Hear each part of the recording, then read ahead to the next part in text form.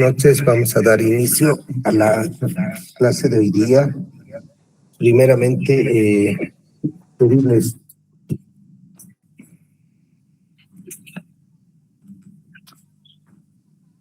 hola. Hola, ¿se escucha? Sí, doctor. Ya.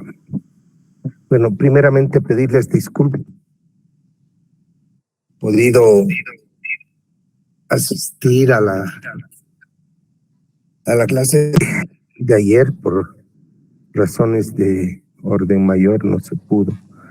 Si fallase algún comando aquí, por favor hágame conocer para poder llevar la clase adelante. Bien, esta es prácticamente la última clase teórica y hasta aquí va a entrar el examen parcial que nosotros vamos a dar. Lo que vamos a hablar primeramente son generalidades de lo que es el ionómero de vidrio. Como es importante con este material, considero, es entender la historia del material, lo que está ocurriendo en el mercado en este momento, las proyecciones que existen para el manejo del ionómero de vidrio en la odontología, las investigaciones y, por supuesto, la actividad biológica que este producto tiene sobre el diente. Por lo tanto, para entender todos estos elementos necesitamos hacer un breve repaso de la composición, las diferentes clasificaciones que hay del material, clasificaciones por el uso, porque hay varios tipos de ionómeros de vidrio, técnicas clínicas y tácticas operatorias que ustedes van a empezar a ver seguramente a partir de tercer año, donde ya lo que hemos hablado es, por ejemplo, lo que es la limpieza de los substratos, la preparación del substrato, y aquí nos vamos a basar en lo que es esencialmente el trabajo de la mezcla del ionómero de vidrio, la colocación o la inserción del material en la cavidad, la importancia de la protección del ionómero de vidrio y el terminado del producto como tal, ¿no es cierto? Entonces, tenemos que saber que hay un montón de materiales que son parte de esta familia de los ionómeros de vidrio, y como ustedes pueden ver en esta fotografía, por ejemplo, todos estos son solamente ionómeros de vidrio. Por lo tanto, cuando uno trabaja con estos materiales, se da cuenta de que no puede tener uno solo, porque las indicaciones de uso clínico son varias. Entonces, a la izquierda ustedes ven los ionómeros de vidrio clásicos y a la derecha los nuevos ionómeros de vidrio que están ya comercializándose en el mercado. De todos estos, en una sola oportunidad ha llegado el Equiaforte, que es este material de acá arriba, de la casa GC, que tiene características súper diferentes al resto de los materiales. Y los otros nuevos ionómeros que están siendo comercializados y de los cuales hemos conversado en el momento de hablar de las moléculas del zinc, es que obviamente ahora estamos asistiendo a darle importancia al zinc dentro de las combinaciones y formulaciones de ionómeros de vidrio. Y por supuesto los otros que tienen ya cargas iónicas, como todo ionómero de vidrio, pero que están basados en vidrio con ustedes que son 66 años de uso de este tipo de material. Y obviamente en la historia, que me interesa a mí bastante la historia, entender de dónde parte esto, porque es uno de los productos que mayor desarrollo ha tenido y sigue teniendo. Entonces, este material se empezaba a desarrollar, se empezó a estudiar, ¿no es cierto?, a partir de lo que fue el conocimiento del silicato, que era en realidad una mezcla de lo que es el polvo del cemento de fosfato de zinc, pero en vez de mezclarlo con ácido fosfórico, se mezclaba con ácido poliacrílico. Entonces, en este momento, en los años 60, 65, se ha iniciado el desarrollo de este material, mezclando esos silicatos con varios tipos de ácido, ¿no es cierto? Y de ahí al 69, fíjense ustedes que en un salto de 4 años se genera la primera patente que está desarrollada por Wilson y Kent, que son quienes básicamente generan lo que es el ionómero de vidrio que hoy día conocemos. El 71 aparece la primera generación de ionómero de vidrio y esta generación se llamaba ASPA 1. ASPA es alumino silicato poliacrílico, o sea, eran básicamente las iniciales de los elementos que componen a este producto. Así como hemos visto en otros cementos que uno reconoce por la inicial la composición, en este también reconocían por ello. En el 72, un año después de la primera generación, sale la segunda generación y eso puede llevar al análisis de cuán rápido se generan cambios en este material. Los mismos Wilson y Kent aumentan ácido tartárico a la formulación, el cual tiene otro tipo de beneficios dentro de la composición del material. En su momento llegaremos a explicar. Y a partir de ello hay una tercera generación que ya empiezan a recibir nombres de las marcas comerciales que hacen al ionómero de vidrio. Entonces ahí tienen el Ketaxem, el Ketanfil, Fuji 2, todos ellos que tenían una relación de mezcla con alcohol metílico inclusive. Del 85 adelante, hasta el 2007, la generación de materiales de ionómero de vidrio está dada básicamente por 2 empresas en el mundo, ¿sí? La 3M, que muestra toda la variedad de la familia Ketak, que son los ionómeros de vidrio. Ahí hay el Ketak Silver, el Bitremed, el Ketak Molar, el Molar Quick, Ketalsec Micro y el Ketak N100, que son productos desarrollados por la misma empresa y que han servido para varias funciones. La Fuji es otra casa muy importante, es una fábrica, una empresa japonesa, y ellos empiezan a trabajar los primeros ionómeros de vidrio, también con cargas sensibles a la luz, fotocurables. Entonces, y baja al año 95 el Fuji 9, que es en esencia uno de los materiales que hoy por hoy está reconocido para una técnica que se ha universalizado, especialmente en áreas o en regiones muy pobres, que es la técnica TRA, ¿sí? Tratamiento de restauración a traumático. Y este material se sigue enseñando bajo ese mismo concepto y precepto, más se han ido incorporando otro tipo de materiales que permiten usar en esa técnica un ionómero de vidrio, en este caso el Ketak Molar. Aquí hay que notar que la resistencia de estos productos para que puedan ser usados en esas técnicas era, quién sabe, lo más importante para poderse trabajar. Y de ahí hay varios otros elementos que se van combinando y aparece, por ejemplo, el hecho de tener que trabajar rápido y aparece el Ketak Molar Quick, o sea, el Ketak Molar rápido, de fraguado rápido, y el Fuji 9 Fast, ¿no? Luego aparece uno que promocionaba la mezcla fácil y se llama Ketaxem Micro, ¿no? Hoy en día lo encuentran como Ketak Molar Easy Mix, o sea, de fácil mezclado.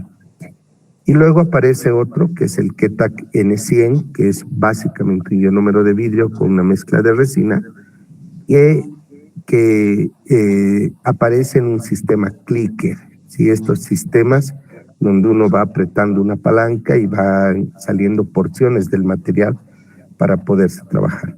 El 2011 aparecen los ionómeros reforzados con zinc. Estos ionómeros reforzados con zinc no se comercializan como tal dándole importancia al zinc, sino hasta, ya vamos a explicar luego, después del año 2023, cuando estos cobran realmente muchísima importancia, y ahí aparece de la Colk Dentsply un ionómero que se llama Shenfield Rock, ¿sí? Que es muy importante en la generación de ionómeros reforzados con zinc. Y aparece otro de la Shofu, que es un ionómero reforzado con circonio. Todos estos son materiales de refuerzo, son partículas de refuerzo que sirven para darle mayor cantidad de resistencia o mejorar la resistencia o propiedades mecánicas de los cementos de ionómero de vidrio. Y luego aparece del 2020 al 2023 en realidad materiales que tienen una tecnología iónica. Ya nosotros hemos logrado entender básicamente a qué se refiere la ionización en este tipo de materiales y cómo hacen el intercambio molecular con el diente. Y aparece luego que les mostraba, el Equiaforte, que es una tecnología de vidrio híbrido, ¿sí? Todos ellos con altísima resistencia, y del 2020 al 2026 aparecen las tecnologías nanométricas que hoy en día se reconocen como ionómeros o giómeros, ¿sí? Y que una de sus características fundamentales es que estos materiales son más fluidos, por lo tanto se usan con otro propósito y en otras áreas de la odontología. Entonces, en el cuadro que ustedes ven con letras amarillas en el mismo cuadro, esa familia del 2011 al 2026 básicamente han ido cambiando los ionómeros de vidrio, y la familia que uno tiene anterior básicamente también ha ido cambiando de propósito. La investigación en estos materiales es realmente importante, es interesante, y yo he encontrado investigando este material para esta clase, ¿no es cierto?, que en el Journal Internacional de Materiales Dentales aparecen los ionómeros de vidrio como un material de alta restauración estética, o sea, para una restauración directa estética, un poco anteponiéndose a los materiales resinosos, ¿sí? Pero que además, dentro de todos sus beneficios, es la actividad anticariogénica que tienen estos materiales. Entonces, no ha ido cambiando mucho el ionómero de vidrio, su composición de vidrio de aluminio silicato y la mezcla con ácido poliacrílico sigue manteniéndose, ¿no es cierto? Sin embargo, lo más significativo de todos es la habilidad que hoy en día tienen este tipo de productos para poderse pegar a estructuras dentarias que están húmedas, sin que necesariamente estas tengan que llevar un pretratamiento para que se pueda generar una adhesión perfecta entre el diente y el material como tal. Por supuesto, todo ello tiene que ver con la posibilidad de que estos materiales desprendan flúor en el tiempo, lo que hace que sean materiales preventivos contra la caries, ¿no es cierto? Y obviamente eso hoy en día es un parámetro extremadamente importante. Así igual, estos ionómeros de vidrio se han ido reconociendo como materiales aceptables estéticamente, altamente biocompatibles, ¿no es cierto? Y que hoy por hoy básicamente ya están indicados dentro de las especialidades inclusive médicas. Eso es extremadamente importante, raro en productos de uso odontológico, ¿no es cierto? Porque varios son los elementos que impedían que estos materiales sean considerados altamente esenciales, ¿sí? Entonces, los ionómeros de vidrio, ahora último con esta investigación, han ido incorporando varios tipos de rellenos para mejorar las propiedades mecánicas y físicas de los materiales de ionómero de vidrio, porque ese era su punto débil.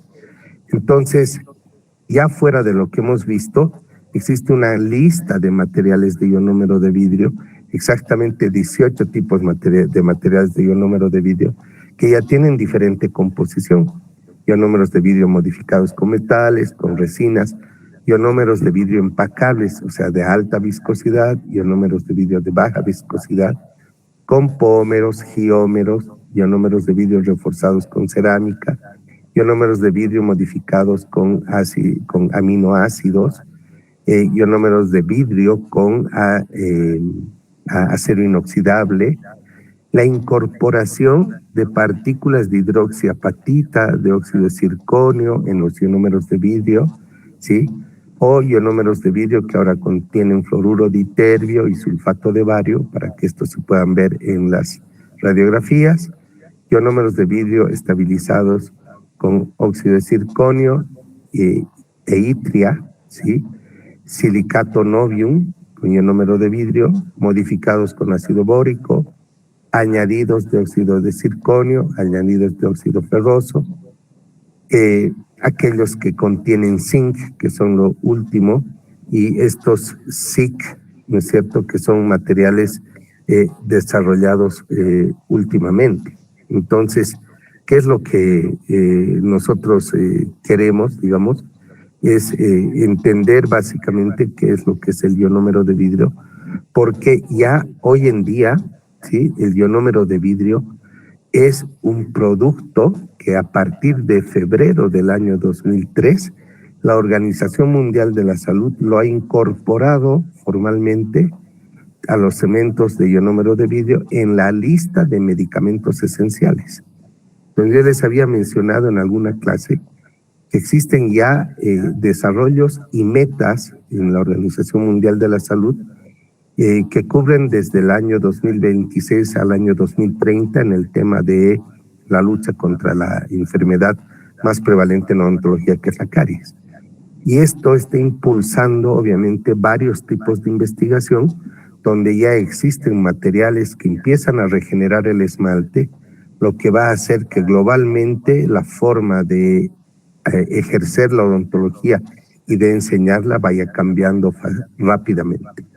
Las técnicas y variables de la técnica de restauración traumática, por lo tanto, van a estar permanentemente expuestas hoy en día más que antes, para que la gente pueda entender que el direccionamiento de la odontología no es ya irse directamente a la odontología restauradora, sino entrar a términos ya de protección y prevención de la pérdida de estructura adamantina y del esmalte. Entonces, ustedes pueden entrar a buscar a las diferentes páginas. Por ejemplo, está en Research and Market, y ustedes pueden ver ahí, por ejemplo, la importancia que tiene el ionómero de vidrio en el momento en que, por ejemplo, lo toman en cuenta en el mercado. Y esta página muestra lo que va a ser el mercado de los ionómeros de vidrio desde el 2025 adelante. Entonces, ellos proyectan un ingreso de ventas de 2.1 billones de dólares en el 2025 y para el 2032 de 2,9 billones de dólares. Lo que quiere decir que tienen un promedio de porcentaje de 4.72% durante el periodo de ensamblaje de estos materiales. Entonces, en esta página ustedes pueden ir a ver qué es lo que se va a usar más en odontología, ¿no es cierto? Entonces, es tan importante esto que, por ejemplo, ustedes pueden ver en el cuadro de la derecha arriba lo que cuesta la licencia para obtener esta información, ¿sí? La licencia para uso único de una vez cuesta 4.472 euros. Entonces, nosotros como odontólogos creo que tenemos que estar absolutamente informados de lo que es cada material para poder direccionar nuestra formación a lo que en realidad va a pasar de aquí en el futuro, ¿no es cierto? O sea, donde las tecnologías que invaden la odontología van a seguir siendo importantes, pero aún más importante ha de ser la visión con la que se vaya formando cada odontólogo. Entonces, estas segmentaciones que hacen por mercado, por ejemplo, ¿no es cierto?, hacen que el ionómero de vidrio sea un producto que siga teniendo una trayectoria de conocimiento y además una trayectoria sostenida de conocimiento. Eso quiere decir que la preocupación en la salud dental, ¿no es cierto?, el surgimiento de casos de caries dental, ¿no es cierto?, va a hacer que se demande por materiales biocompatibles y con posibilidad de desprender flúor.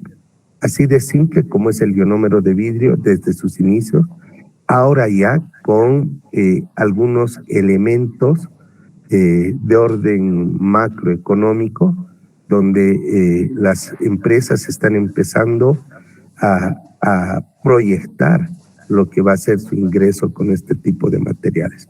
Entonces, fíjense ustedes que esto tiene ya una segmentación de mercado que nosotros jamás hemos estudiado, que es, digamos, el mercado de la gente que usa ionómero de vidrio por el tipo, ¿sí? Como material de restauración, ¿sí? Como material de base y otro tipo de usos clínicos, por la forma física, en pasta o en polvo y líquido, es decir, que aquí el mercado se va a segmentar por la preferencia de uso, ¿no es cierto? Por su aplicación en odontología restauradora, ortodoncia pediátrica o en operatoria, por quienes van a consumir finalmente los ionómeros de vidrio, ¿sí? Que están los hospitales, las clínicas dentales, públicas o privadas, y aquellos centros de investigación o centros académicos donde van a requerir materiales para investigar y otro tipo de centros, ¿no es cierto? Y las regiones donde se van a vender más en Norteamérica, Latinoamérica, Europa, el Asia y el Pacífico y el África, ¿no es cierto? Y el Medio Oriente. Entonces, fíjense ustedes que no dejan detalle alguno a lo que es realmente la importancia de este producto para poder entender bien qué es el ionómero de vidrio. Esto es primera vez que yo entrego como un trabajo de donde estoy investigando qué es lo que realmente viene en el futuro. Y pues con la base de lo que es el ionómero de vidrio, toca entrar a lo que realmente es el material, ¿no es cierto? Para empezar a entender lo que es el ionómero de vidrio. Entonces aquí vamos a entrar a temas técnicos, donde el ionómero de vidrio tiene como nombre polialquenoato de vidrio. Y ustedes ya saben que es un ácido alquenoico. ¿Por qué significa polialquenoato? ¿Qué significa que sea un polialquenoato en los ionómeros de vidrio? Y los nombres que estos productos han llegado a tener, ¿no es cierto? Entonces, el ionómero de vidrio, que es un polialquenoato de vidrio, es un material que ha sido denominado como un aluminosilicato poliacrílico en sus inicios, que hoy por hoy sigue manteniéndose como ionómero de vidrio.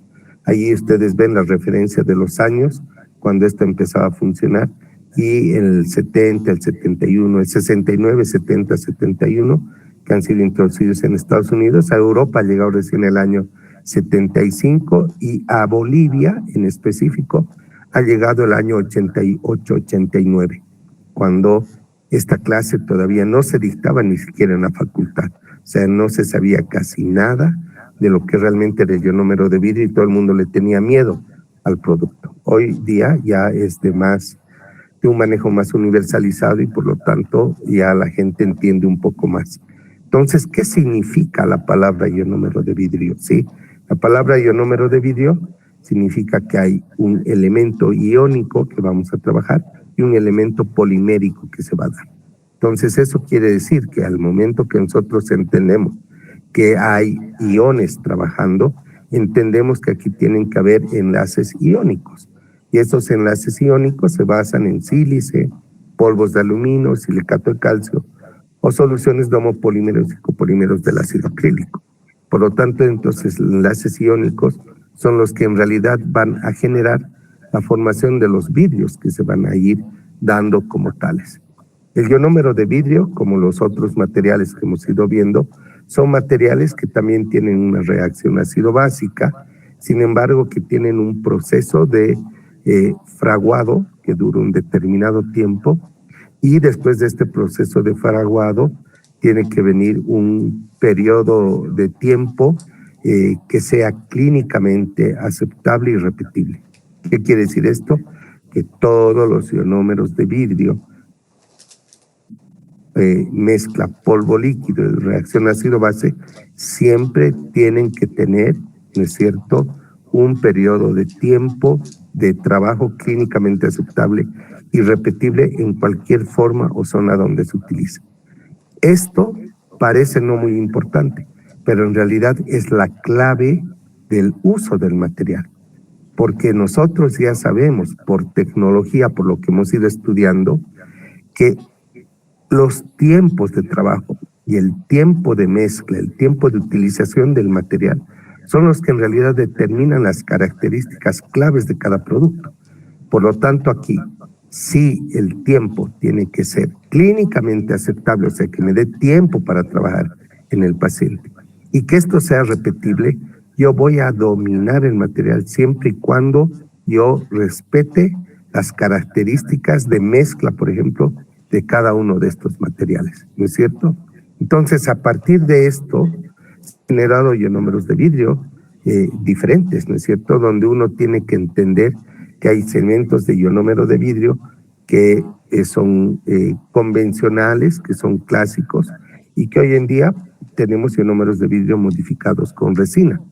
Estos ionómeros modificados con resina, ¿no es cierto? Cuando están modificados con poliéster, se llaman compómeros. Entonces, ¿qué es lo que es importante de todos estos elementos? Que el ionómero de vidrio, por ejemplo, el cemento de ionómero de vidrio convencional, es un vidrio que va a sufrir una descomposición iónica por el ataque ácido, ¿no es cierto? Este ácido tiene que ser hidrosoluble y va a ocurrir un pH ácido y este producto va a fraguar o va a endurecer cuando se neutralice ese pH. Entonces hay un trabajo iónico ahí tremendamente ágil y rápido, porque estos materiales tienen que endurecer en tiempos específicos. Dos materiales de cemento ionómero de vidrio ya reconocen ustedes que son los polialquenoatos de vidrio y que pueden tener también polifosfonatos de vidrio. Más los ionómeros de vidrio modificados con resina tienen obviamente algún elemento acrílico, ¿no es cierto? Y al tener un elemento acrílico, nosotros podemos entender que estos productos tienen una modificación con resina, porque estos materiales tienen que tener una reacción ácido-base. Entonces, estos productos van a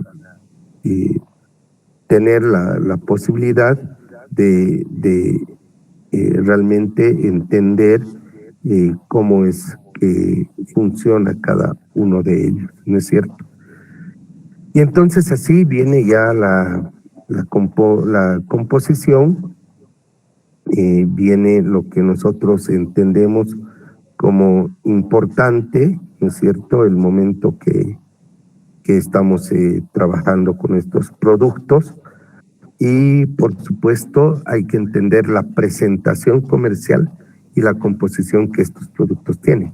Entonces el ionómero de vidrio es un producto que nosotros conocemos y entendemos que estamos trabajando porque estos vienen en polvo líquido, que es lo que nosotros vamos a usar en la práctica, y que básicamente aquí lo que ustedes encuentran es un ionómero de vidrio que tiene una composición en polvo. Entonces tiene dióxido de silicio, un 29%, trióxido de aluminio, el 16%, fluoruro de calcio, 34.3%, fluoruro de aluminio, fluoruro de sodio, fosfato de aluminio. Entonces ustedes ven que tiene sales, ¿no es cierto?, fluoradas en gran cantidad. Por lo tanto, eso explica el hecho de por qué una de sus características más importantes es el desprendimiento del fluoruro. En cambio, después del año 72, 73, cuando ya hicieron algunas mezclas con otros ácidos, incorporaron el ácido itacónico. Y este ácido itacónico es súper importante porque en la composición que tiene el ácido itacónico, este tiene la finalidad de reducir la viscosidad de todo el líquido, ¿no es cierto? Al reducir la viscosidad de todo el líquido, estamos hablando que por ser un ácido poliacrílico, tiene una gran cantidad de ácidos y por lo tanto su peso molecular es muy elevado. Tiene ácido poliacrílico en un 47.5% y tiene otros ácidos tartárico, tricarbálico que tienen o cumplen otras funciones. Todo esto en una solución acuosa de ácido poliacrílico al 50%. O sea, 50% es agua y 50% son ácidos. O sea, que tiene esto una acidez tremenda, ¿es cierto? Entonces, ¿de qué nos sirve esta información? de que tiene hartos ácidos y sale de ahí el nombre del producto que habíamos mencionado, es un polialquenoato, ¿no es cierto? Entonces, un polialquenoato es, por lo tanto, una estructura de ácidos alquenoicos que forman poliácidos a partir de los ionómeros de vidrio. Entonces, esto quiere decir que necesitamos una gran cantidad de ácidos para que se formen ese polialquenoato, para que se formen esas sales que forman una estructura, ¿no es cierto?, con el diente. Por lo tanto, a mayor cantidad de ácido, tenemos mayor cantidad de radicales carboxilo. Esa mayor cantidad de radicales carboxílicos que existen en la unidad de ácido acrílico, ácido itacónico, maleico, tricarbálico, que son parte de la cantidad de ácidos que hay, ustedes van a encontrar que todos ellos tienen siempre una gran cantidad de radicales carboxilo.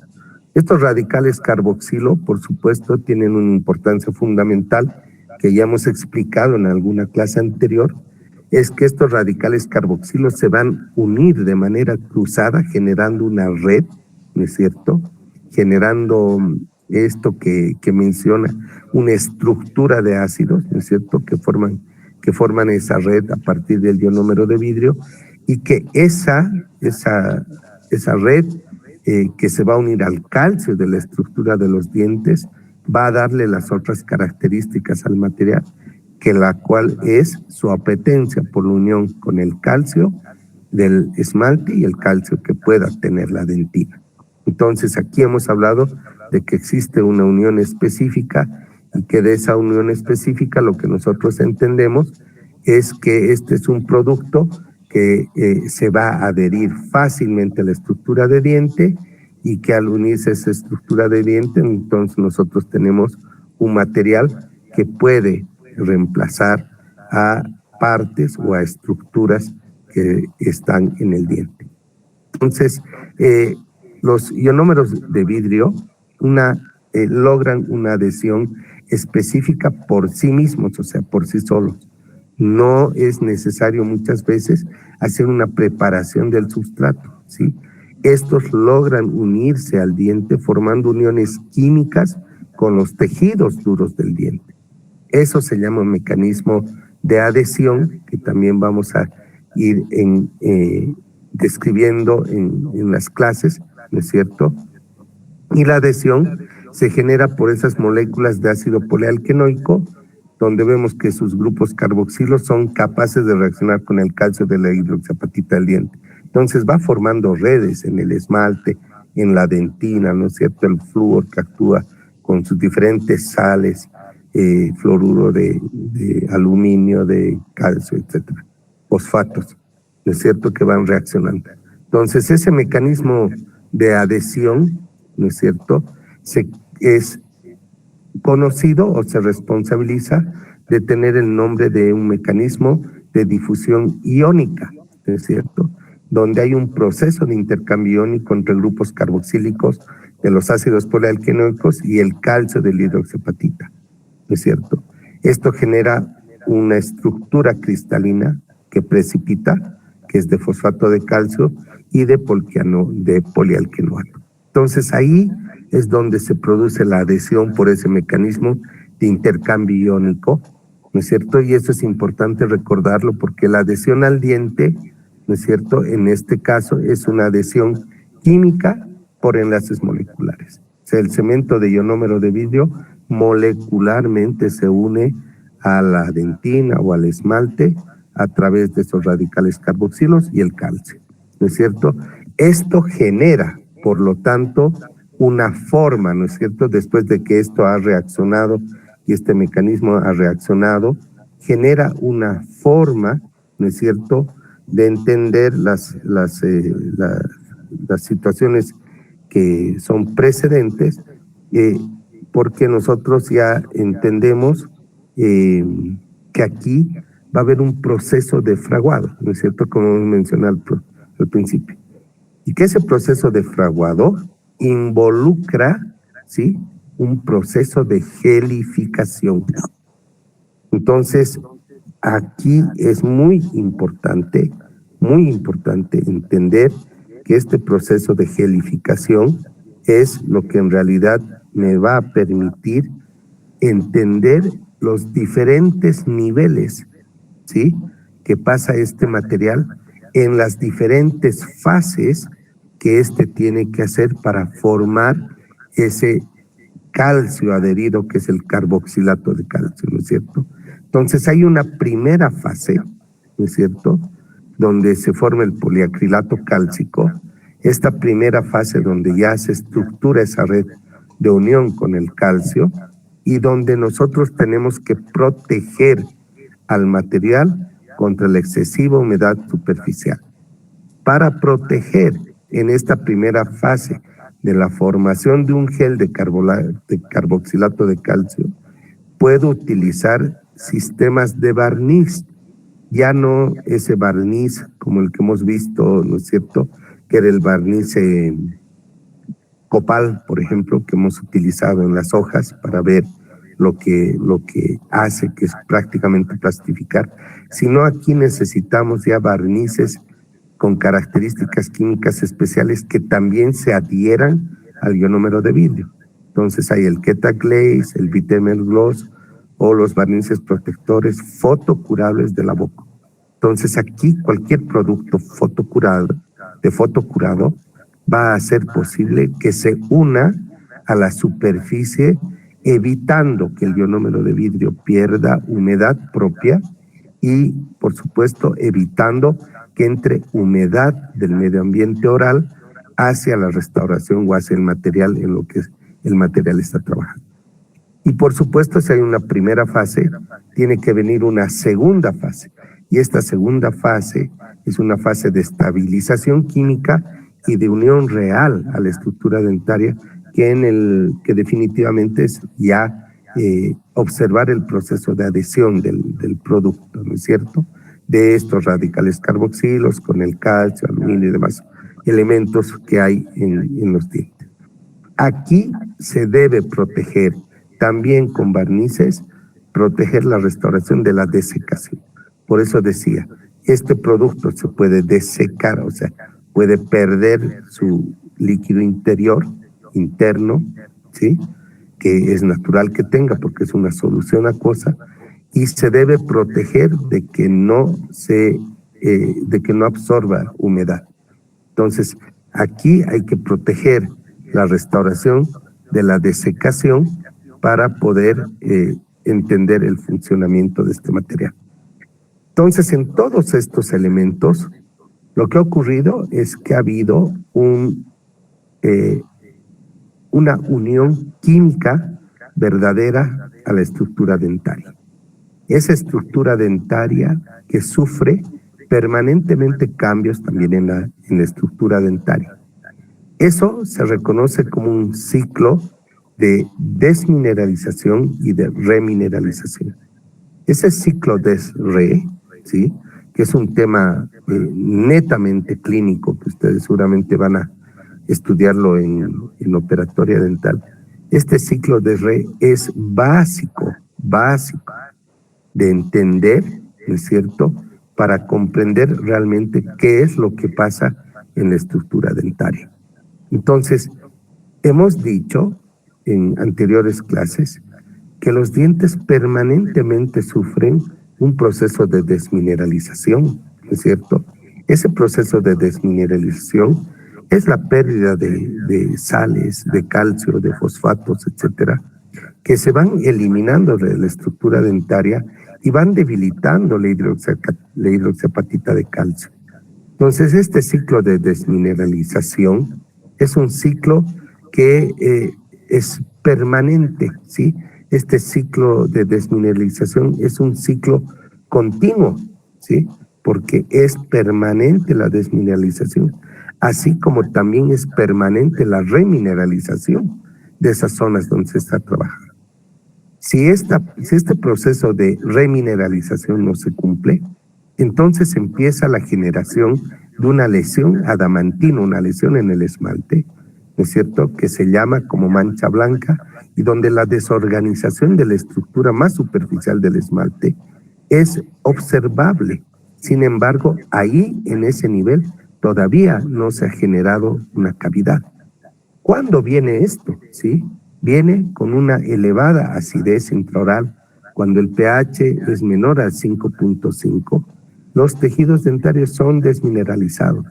Entonces se desmineralizan permanentemente por la ingesta de alimentos ácidos, ¿es cierto? La falta de higiene diaria en la boca, ¿sí? El contagio de paciente a paciente por inoculación, por intercambios, lo que ustedes quieran, ¿no es cierto? Que ocurre mucho en niños, por ejemplo, si un niño tiene caries y está chupando en la guardería, en el kinder, y le pasa su chupete a otro niño, probablemente si ese niño tiene bajas sus defensas, lo va a inocular ya con las bacterias que forman la caries. Entonces, es algo imposible de controlar, pero hoy por hoy, este ciclo de desmineralización es reversible, ¿no es cierto? Y al momento de ser reversible, evitamos que nosotros se inicie el proceso del desarrollo de la caries. Si no considero todos estos elementos en el ciclo de desmineralización y de remineralización, por supuesto no voy a tener la oportunidad de entender la importancia que tienen estos productos que además se adhieren a la estructura dentaria y que además liberan flúor y que después por ese factor de liberación de flúor, estos cementos de ionómero de vidrio se utilizan adecuadamente en la boca. Entonces, la remineralización, ¿no es cierto?, se produce cuando hay una neutralización del pH en la boca. Entonces, ahí los iones del ionómero de vidrio se liberan, ayudando a la remineralización del diente. Hoy en día existen productos cuya función específica es remineralizar, no necesariamente entendiendo el intercambio de iones de flúor, por ejemplo, para formar un nuevo tejido dentario que se llama fluorhidroxiapatita, ¿no es cierto?, que es más fuerte y que es más resistente a la disolución y por eso ayuda a prevenir la caries primaria y secundaria, sino productos que esta vez ingresan dentro del diente y por un mecanismo químico específico y especializado logran revertir este proceso de desmineralización, haciendo que el diente se vaya a fortalecer. En cuestión de pocos minutos se realiza esta acción química, esta reacción química en el diente, y básicamente con eso se ha logrado proteger al diente. Entonces, es muy importante entender la composición y lo que realmente puede hacer un ionómero de vidrio en la estructura dentaria, ¿no es cierto?, antes de que se afecte y antes de que se vaya a formar una cavidad. Cuando ya hay cavidad, por más pequeñita que sea, esa cavidad significa un daño estructural al esmalte y por lo tanto no es posible que el esmalte se regenere, como ya saben ustedes, ¿no? El esmalte no se regenera, pero el esmalte se remineraliza para volverse más resistente si es que necesitamos nosotros que el propósito de un ionómero de vidrio sea el de ayudar a la remineralización y a la protección del diente contra la caries. Entonces, varios de estos elementos que hoy estamos analizando, es cierto, varios de estos elementos que hoy estamos analizando son extremadamente importantes porque me permiten entender, pues, cómo se protege la estructura dentaria. Y aunque yo repita varias veces el mismo concepto, es uno de los elementos más importantes en lo que son los ionómeros de vidrio, ¿sí? Entonces, el ionómero de vidrio contiene iones de flúor que se liberan a la estructura dental adyacente a los materiales que contienen ionómero de vidrio. Por lo tanto, estos liberan flúor y eso genera una protección contra la caries secundaria. Esta caries secundaria que puede producirse debido a que entre el diente y el material de restauración puedan existir brechas, ¿no es cierto?, gaps por donde se abre y entran bacterias. Eso genera la caries secundaria. Entonces, si el flúor puede actuar en todo esto, permite que estos dientes o las estructuras dentarias donde el flúor va a actuar, obviamente tengan las posibilidades de defenderse mejor, volviéndose más resistentes. Pero cuando colocamos un ionómero de vidrio y todo lo que estamos explicando desde el punto de vista químico logra prevenir la caries, tenemos también que entender que no es solamente eso lo que lo hace un producto muy útil de utilizar o de emplear. Es también importante entender que el ionómero de vidrio obviamente va a, ¿cómo les explico? Obviamente el ionómero de vidrio va a tener ciertos elementos o matices de tipo mecánico, y por lo tanto ahí tenemos que entender de utilizar lo que es el coeficiente de expansión térmica. Todos los dientes, todas las personas tienen obviamente ¿cómo diría esto? Tienen la necesidad de alimentarse, ¿no es cierto? Y al alimentarse lo que tienen es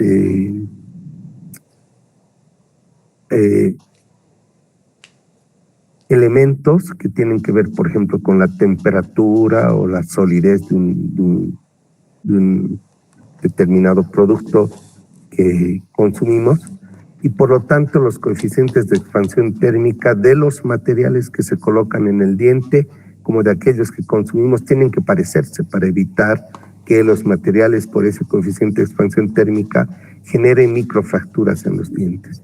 Entonces el ionómero de vidrio tiene básicamente el mismo coeficiente de expansión térmica que la dentina, y esa es una de las razones por las cuales a este material se lo ha denominado dentina artificial.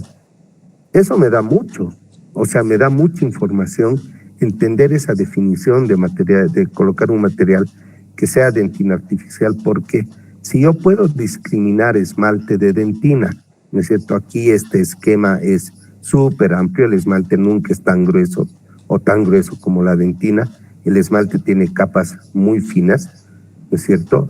Yo voy a tener que utilizar dentina o este material en las áreas donde puedo restaurar a la dentina, donde puedo reemplazar la dentina.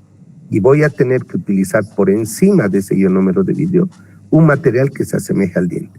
Entonces yo utilizaré un composite convencional o voy a utilizar una amalgama que ya básicamente no se usa, pero que se podía utilizar por razones no estéticas, sino funcionales para que estos se vayan colocando sobre la estructura del diente.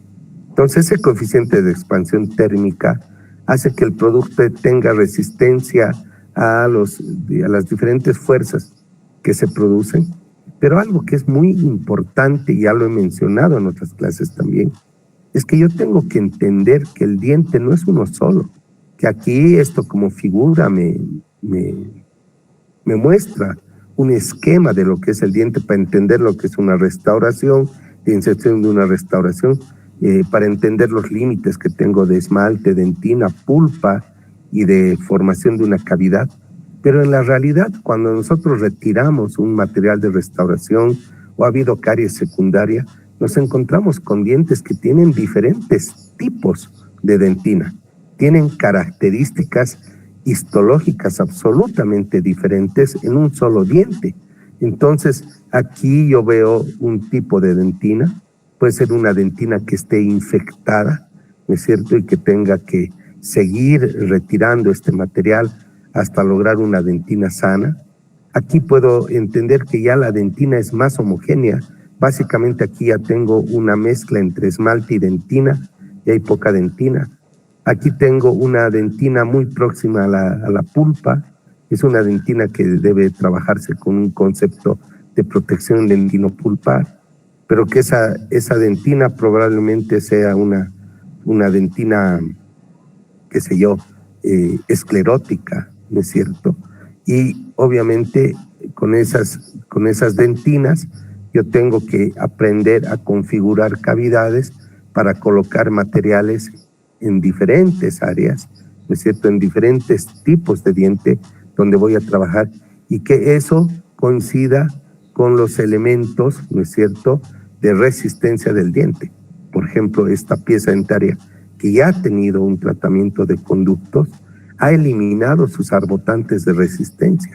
Por lo tanto, tengo que colocarle un material que tenga esa capacidad de flexar, ¿no es cierto?, ese coeficiente de expansión térmica lineal que permita que el material se mueva conforme se mueve la dentina o conforme va reaccionando la dentina. Porque si yo no considero todos estos elementos, y yo no considero la biomecánica del diente al momento de trabajar, puede parecer muy sencillo hacer odontología, al final logro lo que logro, retiro lo que puedo retirar y coloco un material por encima y de ahí ya no sé qué más pueda pasar.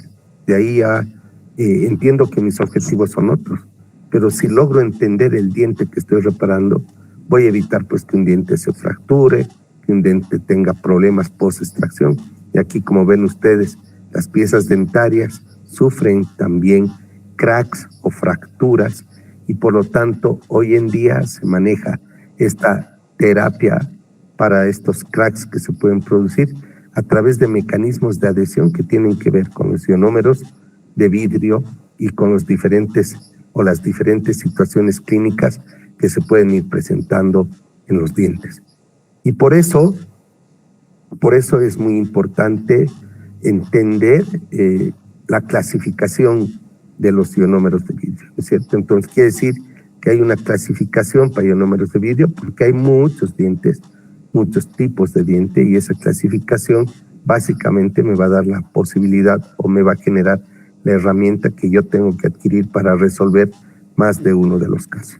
La clasificación empieza entonces por entender que estos se pueden clasificar por el tipo, que se pueden clasificar por indicación clínica, que se pueden clasificar por la composición. Y yo tengo que ir clasificándolos y entendiendo para qué sirve cada uno. Por lo tanto, este material tiene una gran cantidad de variables que uno tiene que ir escogiendo y acomodando para no confundirse en el camino. Entonces hay clasificaciones que han dado los propios autores, hay clasificaciones que dan los organismos que se encargan de regir a los materiales, como es la FDI o la Asociación Dental Americana, que son las que permiten regular lo que es el material. Entonces voy a tener una clasificación por el tipo, por ejemplo, en 3 visiones diferentes. Según Wilson y McLean, el año 88, tengo el tipo 1 como agente de cementación, el tipo 2 como material de restauración, y esa con subdivisiones en restauración estética y restauración reforzada, ¿sí?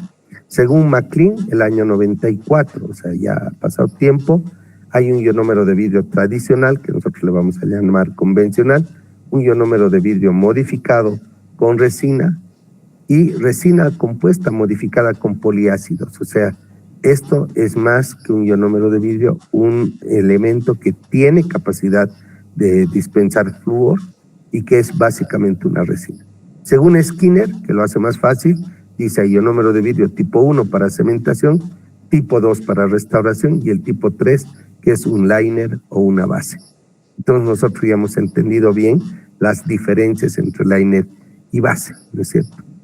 Y obviamente hay una clasificación por el tipo de acuerdo al fabricante, porque estos son autores, pero los fabricantes que son los que se encargan de vender los materiales han empezado a darle también clasificaciones. Tipo 1, luting cement, que es para cementaciones, para fijaciones. Ahí tienen el Fuji 1, el Ketak, como material de restauración el tipo 2, que hay el Ketak Fill, Fuji 2, Fuji 9, el tipo 3, que es para bases liners de ácidos leves, bases liners con más ácidos o ácidos más fuertes, los nylons con ácidos más fuertes, inclusive que puedan ser utilizados en capas delgadas, ¿no es cierto? O sea, aquí, ¿qué es lo que nosotros tenemos? Es la característica básica de liners que tienen diferente resistencia de acuerdo al grosor y espesor de capa que se puede utilizar.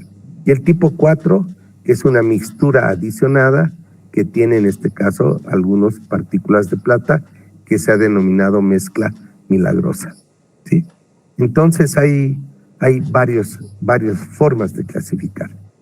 Cómo esto se une o se enlaza básicamente, ¿no es cierto?, algunos otros han clasificado de acuerdo a la intención de uso. Entonces, ¿para qué me va a servir a mí el ionómero de vidrio? Entonces ahí tienes el tipo 1, luting para cementación, tipo 2 para restauración, 3 para base, tipo 4, aquí entra otro nuevo que es el para sellador de fosas y fisuras, ¿no es cierto? Y el tipo 5, que es un cemento ortodóntico, o sea, para intención o propósito ortodóntico, que puede servir, por ejemplo, para la cementación o fijación de bandas, ¿no es cierto? El tipo 6, que es un core vital material, que es un reconstructor de muñones, que sirve para hacer reconstrucciones dentinarias y refuerzo dentinario interno. Y el tipo 7, que es un material de ionómero de vidrio de alto desprendimiento de flúor, o sea, que desprende muchísimo flúor. Entonces ustedes pueden ver aquí que hay varios elementos de acuerdo a la intención de uso, ¿no es cierto? Y ese tipo 8, el tipo 8, que es el que falta aquí, es el ionómero más útil en tratamientos o técnicas de restauración atraumática.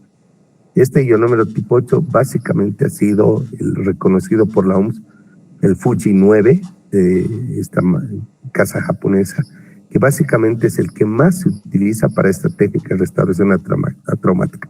Por supuesto, cuando las demás empresas han visto que un material había sido clasificado como un gold standard para esa técnica TRA, los demás empezaron pues a trabajar y empezaron a generar diferentes tipos de productos, ¿no es cierto? Y ahí ha salido un tipo 9, que es un ionómero pediátrico únicamente, ¿sí? Que es de uso pediátrico, porque esto servía para ir peleando mercado con el del TRA, que también se usa en niños o en adultos jóvenes.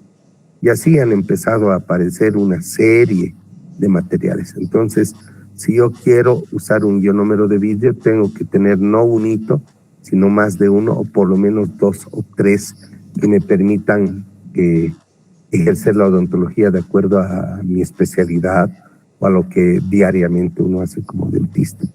Entonces hay varios de estos elementos. Entonces así por el tipo, podemos ir reconociendo el tipo 1 de cementación. Siempre vienen, estos son los clásicos, los convencionales, siempre vienen en frascos con el polvo y con el líquido, ¿sí? Este que tiene el líquido, donde seguramente hay ácido acrílico, tiene algún tipo de elemento de reacción a la fotopolimerización, siempre va a venir en frasco negro. Quiero que noten aquí un elemento fundamental. Esta es una botellita clara, esta es una color ámbar, pero ambos dos tienen un gotero específico, ¿sí? Este producto dice en la tapa la proporción, una cucharita con una gota. Este no dice nada, o sea, no logro ver nada, pero ambos se usan con una gota. Las gotas pueden ser diferentes por la cantidad de solución que le ponen, de cantidad de agua. Estos tienen un líquido más viscoso, ¿no es cierto? Vienen también en frascos. Aquí ustedes pueden ver que está protegido con un frasco ámbar, lo que quiere decir que este puede tener algún producto que reacciona a la luz y por eso tiene que estar protegido. Este básicamente oscuro porque sí va a reaccionar a la luz. Entonces ustedes van viendo detalles en cada producto y pueden ir entendiendo qué es lo que se van a comprar y cuál es el que tiene calidad para comprarse, ¿no es cierto? El tipo 2 de restauración tiene características diferentes. Puede venir con un 2, como este GC de la Fuji, el Fuji 2, que es de fotocurable, donde ustedes pueden ver aquí que tiene un sticker, una lámina, donde dice en qué tipo de cavidades o en qué áreas puedo trabajar. Entonces, este Fuji 2 está hecho para trabajar solamente en cavidades anteriores pasivas, donde no esté donde no esté encarando fuerzas oclusales. Cambia el Fuji 9, que es un ionómero de vidrio de alta resistencia. Fíjense que este sí tiene para el sector posterior. Este está indicado para el sector anterior, este para el sector posterior. Este ha de tener más carga resinosa, por lo tanto estéticamente va a tener una presencia diferente a este, que seguramente ha de tener una opacidad más fácil de ver cuando se mezcla. Este es polvo líquido. Y así tienen los demás cementos que hay. Este es muy bueno, el ionofil molar. Estos son ionómeros que han aparecido hace poco, y estos son aquellos ionómeros que vienen en forma de cápsula. Entonces, estos dos tipos de ionómeros de vidrio, el tipo 1 y el tipo 2, son los que ustedes van a utilizar más o van a poder encontrar más en nuestro medio. Por supuesto, han visto que hay varios otros. La clasificación por indicación clínica, como material restaurador, material para base cavitaria, fosas y fisuras, bandas de ortodoncia, material de cementación, material de reconstrucción.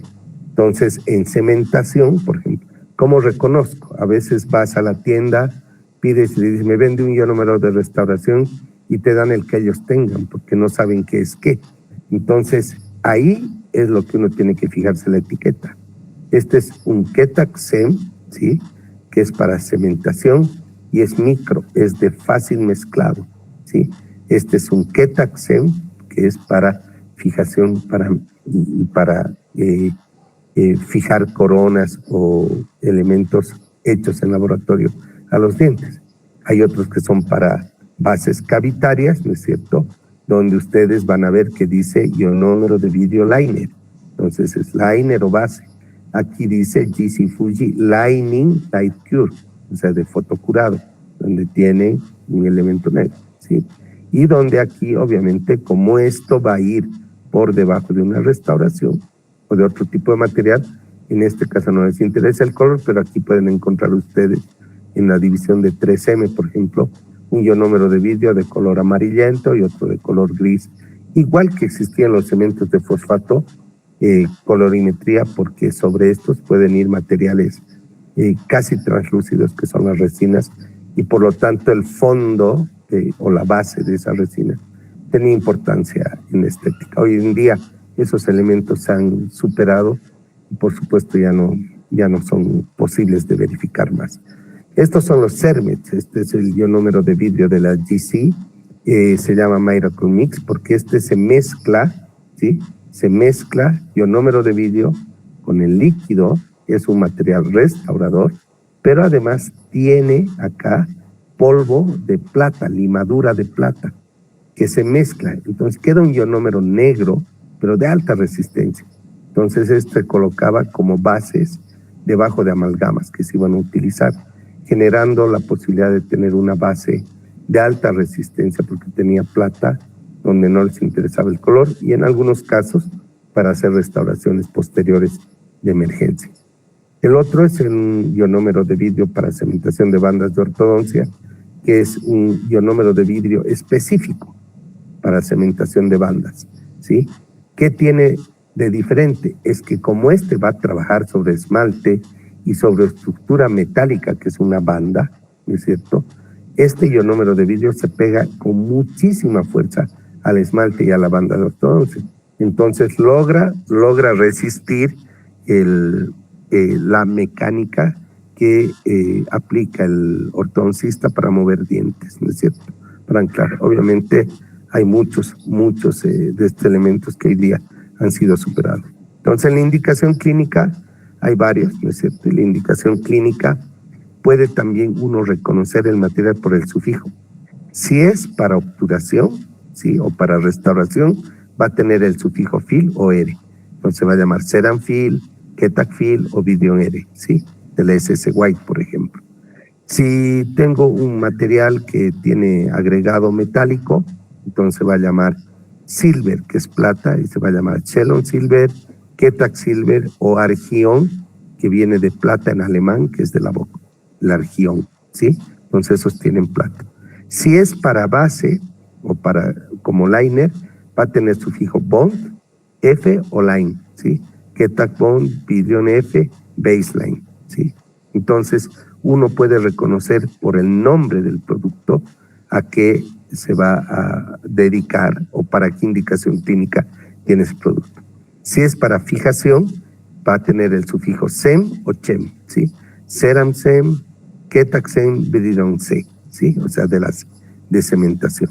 Entonces, es muy fácil darse cuenta, ¿no es cierto? Entonces, voy a tener varias formas de clasificar el ionómero de vidrio. Y otra es esta, sí, que es la clasificación por la presentación. En la composición, ionómero de vidrio convencional, ionómero de vidrio anhidro, ¿sí? Los CERMET que tienen metal, los anhidros que tienen el ácido liofilizado en el polvo y que solamente requieren agua destilada para mezclarse, los convencionales, polvo y líquido, ionopósitos y ionofotos, o sea, con resinas, ionofotos con materiales que reaccionan a la luz.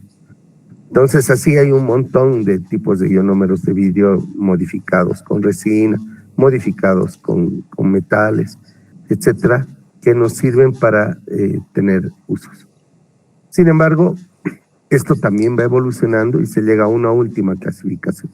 Un ionómero de vidrio tradicional, que es el tipo 1, cementación, 2, restauración, 3, de lines y bases, modificados con metal, mezcla milagroso, CERME, ionómeros de vidrio fotocurado más hidroxetilmetacrilato adicionado al líquido que va a reaccionar por medio de una luz, los chips híbridos que son modificados con resina, ¿no es cierto?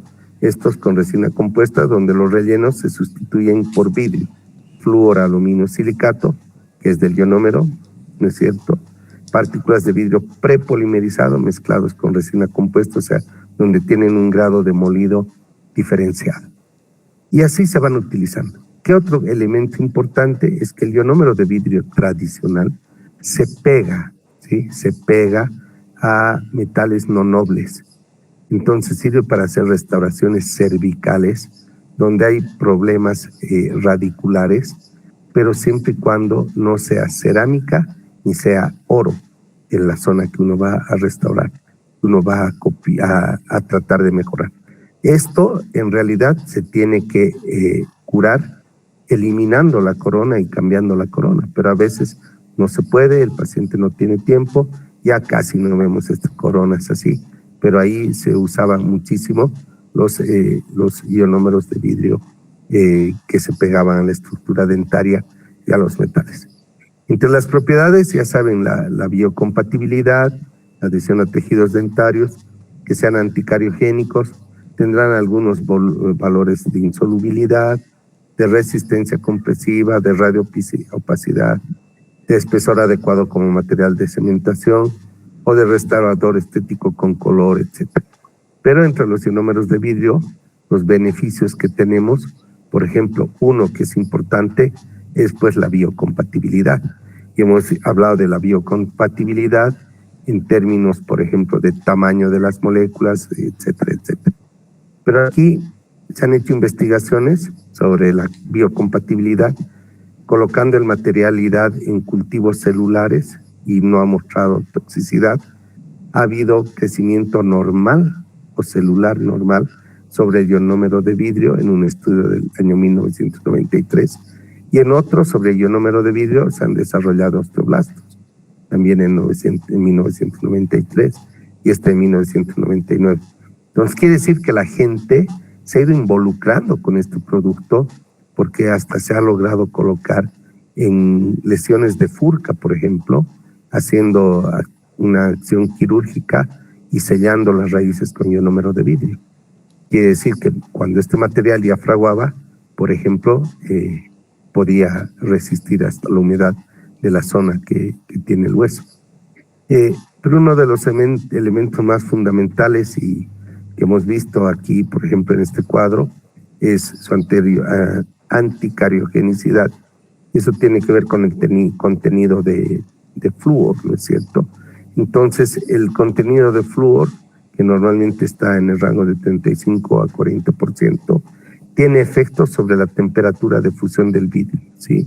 O sea, ayuda a las condiciones de manipulación y las propiedades físicas finales, ¿sí?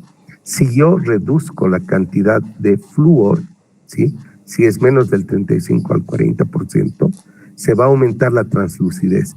Entonces, cuando ustedes vayan a restaurar piezas dentarias con ionómero de vidrio y ven que este tiene más translucidez, quiere decir que eso está en función de una menor cantidad de fluoruro, ¿no es cierto? Y obviamente eso también a ustedes les indica en qué áreas pueden trabajar con este tipo de materiales. Los ionómeros de vidrio favorecen a la remineralización, ¿no es cierto?, de la estructura dental circundante a través de del flúor que desprende el ionómero de vidrio. Entonces, este ionómero de vidrio remineraliza el flúor, pero también ayuda a inhibir la formación de placa bacteriana.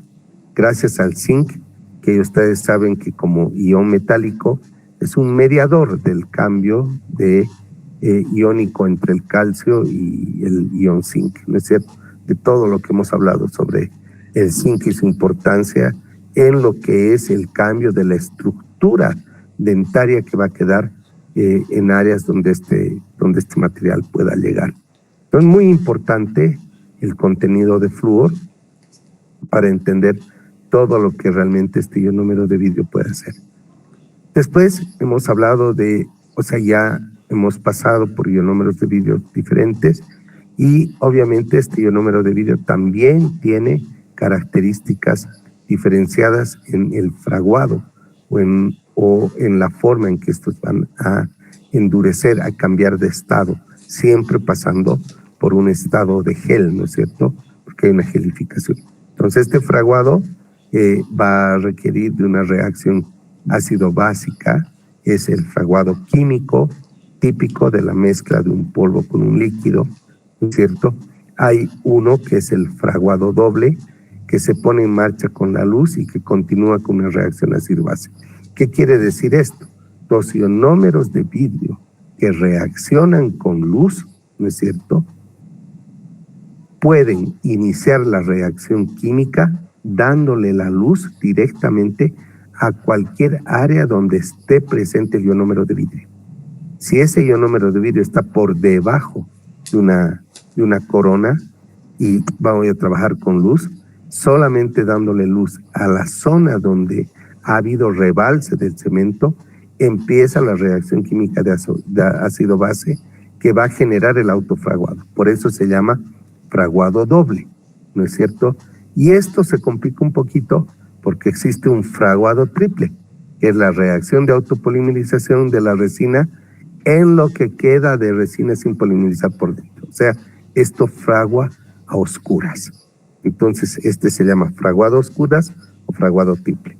Fíjense que son tres elementos importantes de considerar y de que ocurren para que yo tenga la seguridad de que el material que estoy colocando va a endurecer y va a cambiar, ¿sí? Indefectiblemente va a cambiar de estado en cualquier protocolo de uso clínico que yo tenga para trabajar. Entonces, por supuesto que a nosotros nos interesa muchísimo saber qué es lo que nosotros vamos a necesitar para trabajar, y por eso hay protocolos de uso clínico para el paciente y con lo que voy a trabajar en el mesón o en la mesa de trabajo de laboratorio que nosotros vamos a tener. Entonces ambos dos son absolutamente diferentes, aunque no debieran, porque el protocolo de uso del ionómero es uno y ese debería mantenerse. Entonces, ¿qué voy a tener? ¿No es cierto? Voy a tener siempre un producto en polvo y líquido. Este producto, si es de buena calidad, va a estar acompañado por un bloc de papel impermeable y una cucharilla dispensadora del juego. O sea, no es cualquier cucharilla dispensadora. Además, aquí van a necesitar las espátulas de plástico, ¿sí? Una espátula de plástico para mezclar el ionómero de vidrio. Esos tres elementos, la dosificadora, la tabla, el bloque de papel impermeable y la espátula plástica son importantísimos para poder trabajar el ionómero de vidrio. Por supuesto que ustedes en grupo van a comprar seguramente un ionómero de restauración o de base para que trabajemos. Estos ionómeros de vidrio siempre, pero siempre, por lo menos los más clásicos y convencionales, debieran acompañarse de un condicionador químico de dentina, que no es más que ácido poliacrílico en otro frasco. Este ácido poliacrílico se lleva a la dentina y al esmalte donde se va a trabajar, genera un proceso de limpieza superficial que hace que ese diente esté más apetecible por el material que vayan a colocar. Y por lo tanto, la reacción química ácido-base del cemento más la reacción iónica con el diente hacen que este producto se adhiera básicamente a toda la estructura dentaria que vaya a tocar. Pero hay un otro elemento que es bien importante, muy importante, y que muchas veces ha dejado de ser un requerimiento para utilizar el material, y son estas jeringas o puntas con pule que se manejan en unas jeringas que se llaman jeringas Centrix, ¿sí? Luego voy a explicar con un poco más de detalle por qué es importante tener este dispositivo, este tipo de jeringas, que para quienes utilicen ionómero de vidrio, me parece que nos facilita la vida, pero enormemente. Por lo tanto, el ionómero de vidrio en el protocolo clínico se debe usar con un pretratamiento de la dentina, ¿no es cierto? Ese pretratamiento de la dentina es el empleo de sustancias que mejoran la adaptación y la adhesión, ¿sí?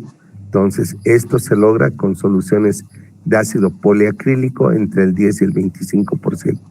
Eliminan el barro dentinario parcialmente, limpian la preparación e impregnan los tejidos con grupos carboxílicos, ¿sí?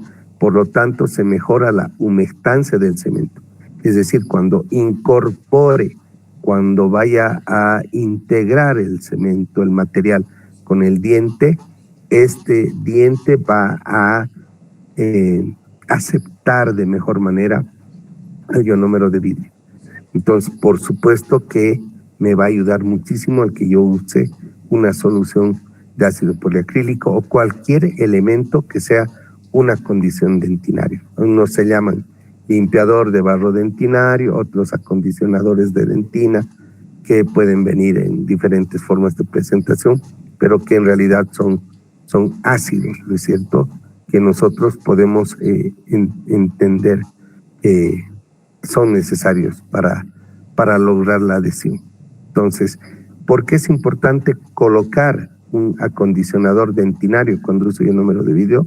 Porque la resistencia adhesiva puede hasta duplicarse con este simple procedimiento, que es un procedimiento de acondicionamiento ácido, ¿no es cierto?, que es cuando nosotros vamos a trabajar en la estructura dentinaria y vamos a tener el colágeno, ¿no es cierto?, que está siendo protegido por la hidroxiapatita, por aquellas enzimas endopeptidasas que van a degradar las zonas y que contribuyen a la integridad de la fase del diente con la restauración, ¿no es cierto?, donde nosotros vamos a entender que la unión o el que la dentina se quede íntimamente adaptada y pegada a la estructura, el cemento a la estructura dentaria.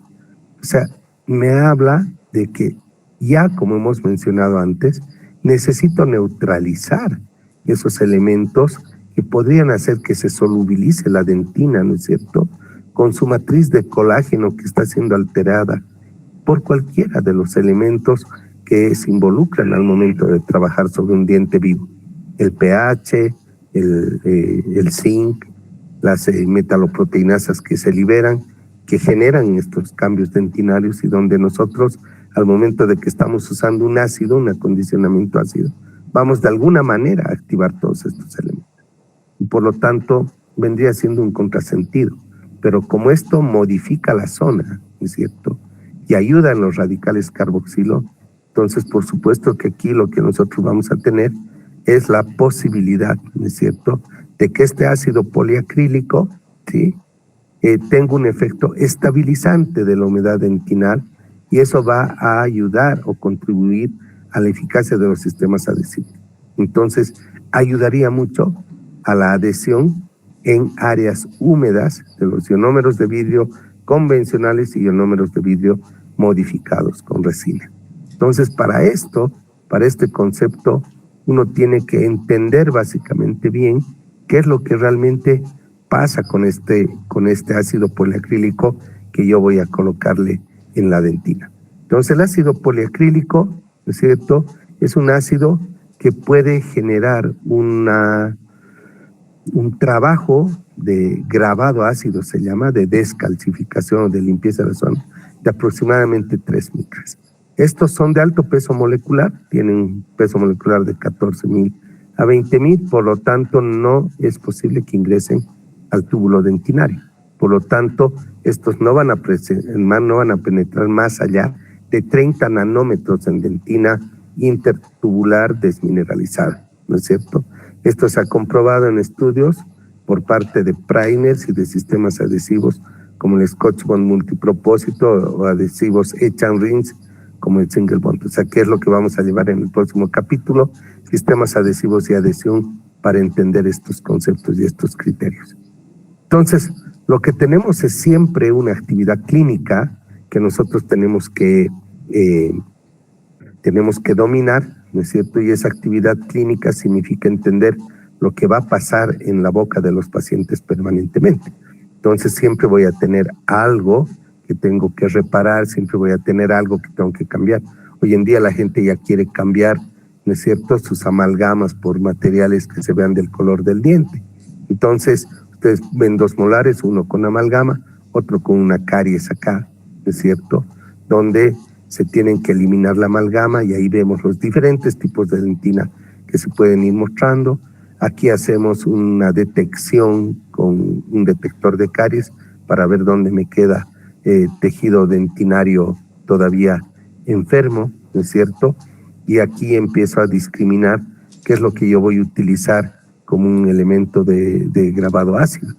Puedo usar ácido poliacrílico y ácido fosfórico para que nosotros entendamos la utilidad de cada ácido. Ácido poliacrílico voy a utilizar únicamente dentro de la cavidad cuando se toque con dentina, y ácido fosfórico voy a utilizar solamente superficialmente, no dentro de la cavidad, no tocando la dentina, simplemente en el margen cabo superficial, en todo lo que es esmalte, para luego obviamente hacer técnicas de lavado, secado, ¿no es cierto?, e incorporación de sistemas adhesivos a la estructura dentaria donde nosotros vamos a trabajar.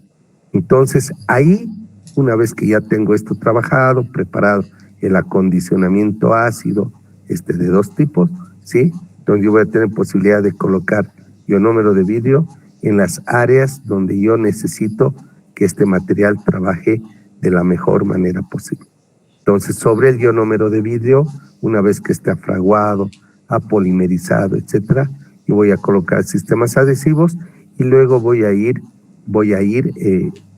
reconstruyendo los dientes hasta lograr la anatomía, la estética y lo que sea necesario para poder trabajar. Todo esto parece así muy sencillo, simplemente mezclar y ver, ¿no es cierto?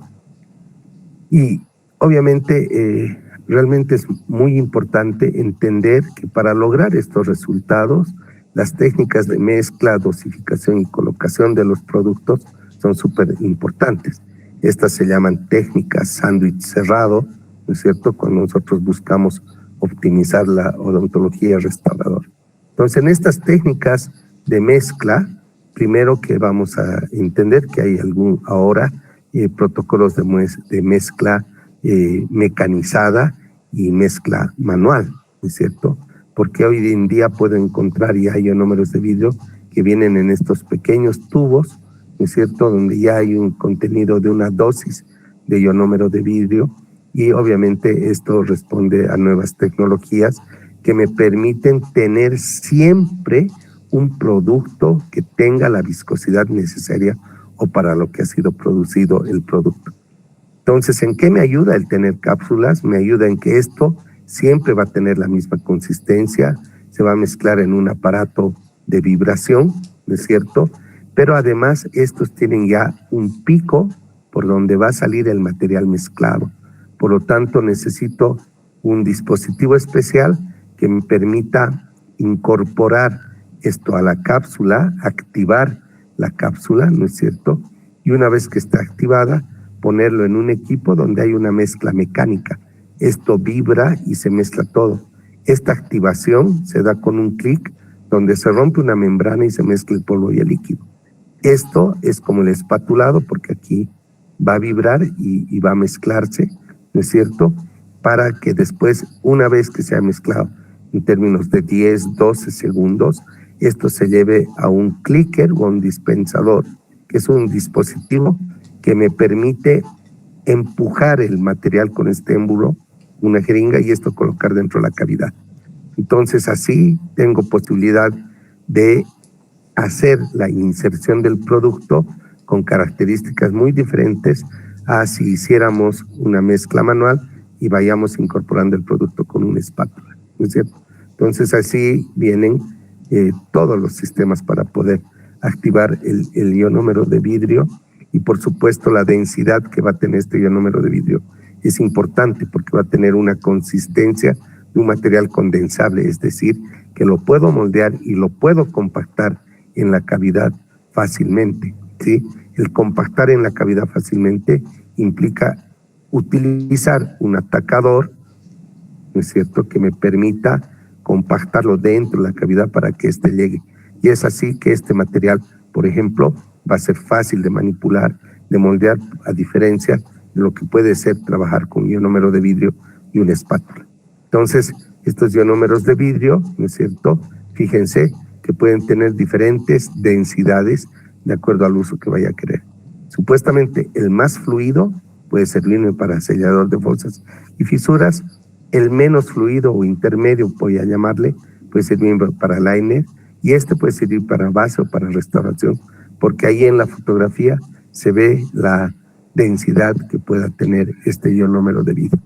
Entonces, este ionómero de vidrio que tiene características específicas, entre las que son relevantes, por ejemplo, si es en cápsula, ¿no es cierto?, ionofilm molar de aplicación en cápsulas, tiene una consistencia empaquetable no pegajosa, propiedades mecánicas excelentes, muy buenas, ¿no es cierto?, tiene una alta cantidad de producto dentro de la cápsula, porque la gente siempre duda si va a necesitar 1 o 2 cápsulas, por lo tanto, estas cápsulas ahora vienen con un 40% más de cemento dentro, ¿no es cierto? Y lo que es importante es que son de alta liberación de flúor.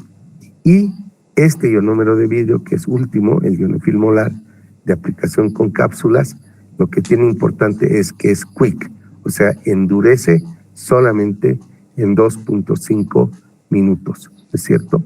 Entonces, ahí es importante entender estos elementos porque voy a tener la posibilidad de saber con qué voy a trabajar el producto.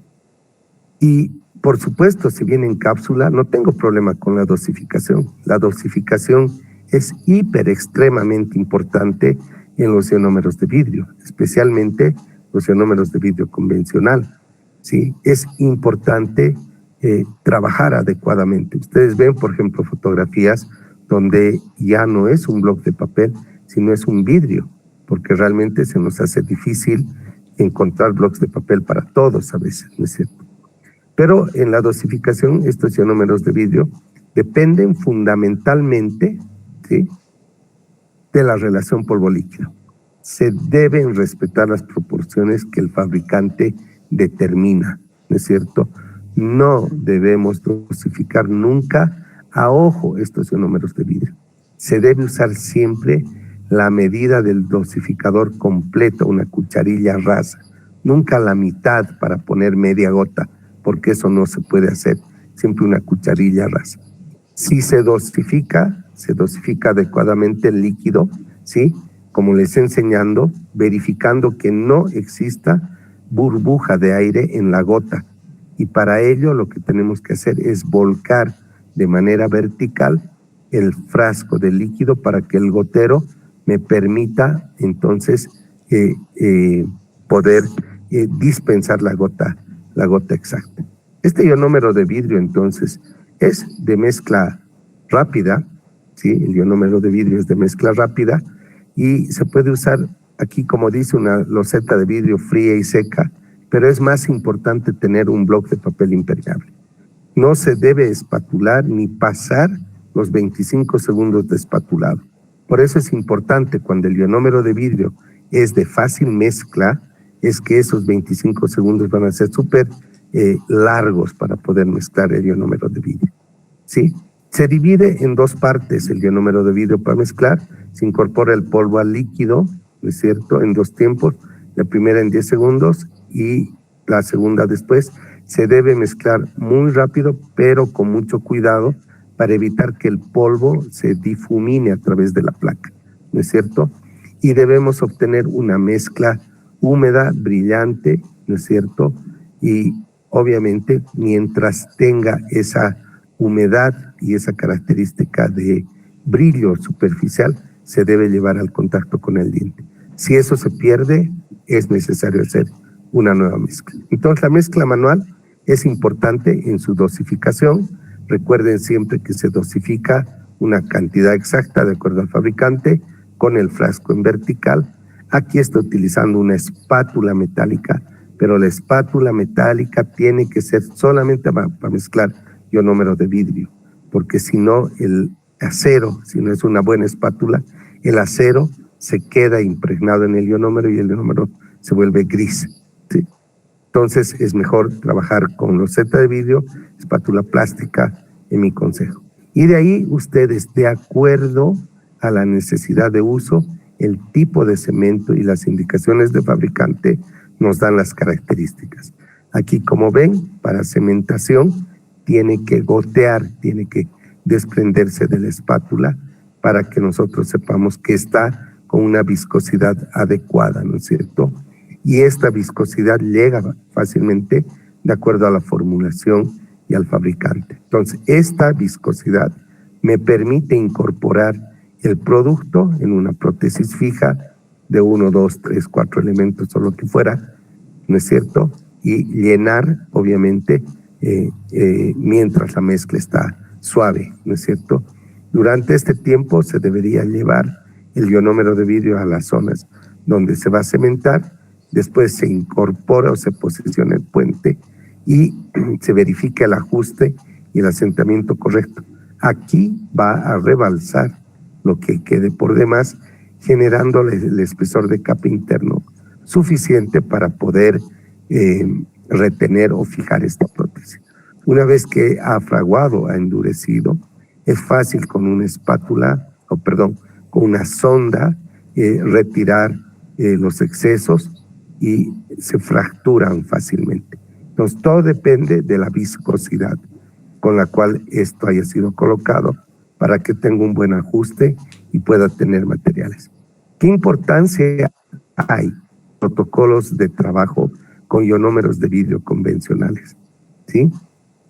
La importancia que tiene trabajar adecuadamente con ionómeros de vidrio convencionales es que yo necesito saber cómo voy a trabajar. Por ejemplo, en laboratorio, si tuviésemos que utilizar realmente productos de laboratorio, voy a necesitar cloramina T para guardar dientes. Es un conservante de tejidos orgánicos, ¿sí? Cloramina T al 1%. Entonces tendría que tener presas calibradas, calibradores específicos, piezas dentarias que van a ser trabajadas de la misma manera para poder hacer estudios de lo que es el material, el acondicionador ácido, hacer las técnicas de grabado o acondicionamiento ácido. Y yo puedo diferenciar el colocar, por ejemplo, el material directamente con una espátula, o sea, la inserción a espátula del ionómero de vidrio, o puedo definir insertar el ionómero de vidrio con una jeringa con pule y con un dispositivo Centrix. Es una punta con pule y esto se llama jeringa Centrix. Entonces es muy diferente incorporar, insertar con una espátula un material que es altamente adhesivo al instrumental y que podría dejarme varios defectos que vamos a ver en un ratito. En cambio, cuando esto se incorpora por impulsión con una compule, esto va del fondo a la superficie donde se va a ir retirando el producto. Entonces, después de eso, si quisiéramos hacer laboratorio, se utiliza una máquina que se llama de termociclaje, donde nosotros hacemos ciclos de calor y frío. Recuerden que yo he hablado de los módulos de elasticidad, ¿sí? El cambio dimensional que existe. Entonces, hago 10,000 ciclos. O sea, entra esto en agua fría, ¿sí? A 5 grados centígrados y cambia con un servomotor esta canastilla que tiene los dientes que han sido restaurados con material, vuelve aquí a 55 grados centígrados. Esto por un tiempo determinado, ¿no es cierto?, que hace que el material cambie de temperatura permanentemente, generando 10 ciclos, lo que significaría el envejecimiento del material en un año. O sea, esto ocurriría en un año, en un ciclo que hacemos de 10,000 ciclos. Entonces, esto es o expone, ¿sí?, los principios físicos de biomateriales que hace que los materiales puedan ir cambiando, ¿no es cierto?, para investigarlos en su comportamiento, en lo que realmente tiene cada uno de estos materiales. Entonces, esto no es del libro, esto es algo que hemos hecho en laboratorio, aquí en La Paz, donde se ha construido inclusive la máquina para una investigación, ¿no es cierto?, y donde se ha protocolizado, se ha hecho el mismo trabajo en cada pieza dentaria. Aquí lo que se está haciendo es sellar el ápice para que por ahí no entre agua al diente. Se sella el ápice, se hace grabado ácido, se pone resina, y se pone adhesivos y se sella. Para después nosotros, obviamente, colocar esto dentro de cloramina T o en azul de metileno, donde nosotros vamos a hacer el estudio de la microfiltración. Entonces, ¿qué van a hacer conmigo en laboratorio? Vamos a hacer microfiltración inmediata, pero con yodo, sin ciclaje térmico, para que ustedes vean el efecto de un barniz sobre el ionómero de vidrio, un ionómero de vidrio con y sin barniz, ¿sí? Para que veamos cómo es lo que realmente hace o se produce en estos elementos. Por supuesto que va a depender también muchísimo de la inserción, y como la mayoría vamos a insertar espátula, vamos a aprender formas de compactar el ionómero de vidrio dentro de la cavidad para que ustedes tengan un ionómero de vidrio compacto que esté restaurando. Esto no lo vamos a hacer en dientes, lo vamos a hacer en los tubos de anestesia que estamos preparando y estamos cortando. En investigación, estos los colocamos dentro de una resina y esa resina se lleva después a corte, donde hacemos pequeñas láminas, ¿no es cierto? Y estas láminas que nosotros cortamos, un diente lo vamos seccionando en varias láminas para tener cortes específicos. Se van puliendo estos para después de que han sido pulidos, nosotros los podamos colocar al microscopio. Fíjense aquí, este es un ionómero de vidrio colocado a espátula. Aquí tengo una enorme burbuja que no ha sellado con la dentina.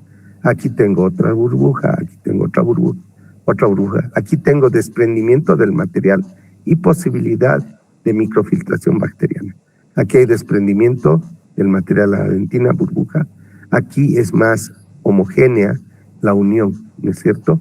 Pero en términos de lo que ocurre en la mezcla a espátula y la inserción a espátula, fíjense las burbujas que pueden quedar dentro.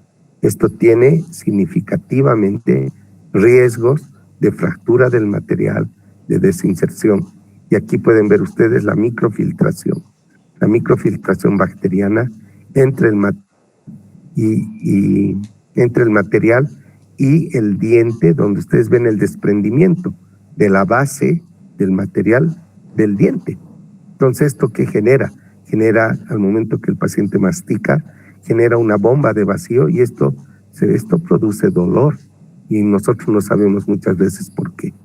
En cambio, cuando hacemos el análisis de inserción con PULE, vemos que es mucho más homogéneo, aunque aquí hay desprendimiento igual. Eso debido a la seguramente contracción o preparación del diente, pero ustedes pueden ver básicamente que ya no hay burbuja, ¿sí? Entonces aquí hay un craquelado que se produce seguramente por el corte del disco o desprendimientos del disco, pero no hay craquelado. Entonces lo que estamos nosotros evitando es que hayan fracturas interfaciales entre diente y estructura de material, estructura dentaria y la masa de material, porque esta fractura interfacial, ¿no es cierto?, que se produce, es pues una vía libre para el ingreso de bacterias. ¿Por qué causas se producen estas fracturas interfaciales? ¿Sí? Estas causas de fractura interfacial han sido estudiadas y han sido definidas en Bolivia por nosotros, quienes habíamos investigado este tema, ¿sí? Generando que en nuestro medio las causas, ¿no es cierto?, se producen en un alto porcentaje porque asistentes dentales u odontólogos realizan la mezcla de manera manual. La gran mayoría de los casos fracasan por errores de proporcionalidad en la relación polvo-líquido. Entonces, el protocolo de mezcla de proporcionamiento es absolutamente importante, ¿no es cierto?, para obtener resultados adecuados del material. Los tiempos y forma de espatulado no se cumplen, ¿sí? Aquí, si el tiempo varía, la forma de espatular no se cumple o se deja de respetar el protocolo de carga del material en la cavidad, entonces es probable que la mayoría de los casos lleguen a tener una posibilidad de fracaso. ¿No es cierto? Sin embargo, es pues altamente noble el producto.